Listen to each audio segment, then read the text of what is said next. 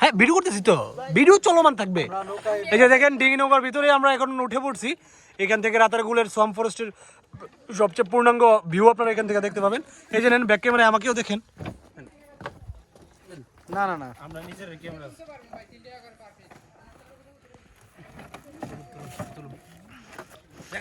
হ্যাঁ দেখা যাচ্ছে। দেখেন আমরা নৌকা, আমাদের নৌকা স্টার্ট করছে। যদি বর্ষাকালে আমরা আসতে পারতাম তাহলে আমার মনে হচ্ছে যে আরো চমৎকার ভিউ আমরা আপনাদেরকে দেখাইতে পারতাম।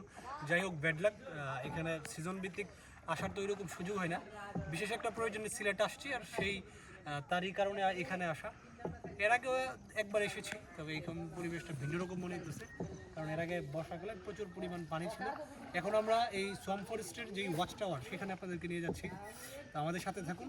সব মিলে আশা করি আজকের জার্নিটা ভালো হবে।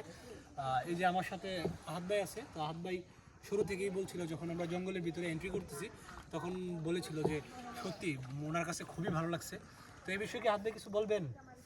না, জঙ্গলটা আমার কাছে অনেক ভালো লাগছে। জঙ্গলটা দেখতে অনেক সুন্দর, নিরিবিলি।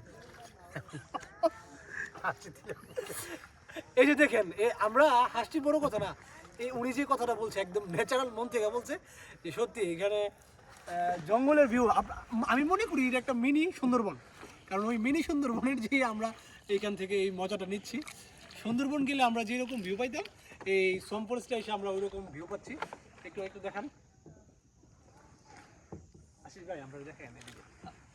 আশিস ভাই একটা কাজ করেন, ক্যামেরাটা কাইটা 1 দিয়ে করেন, ভিডিওটা 1।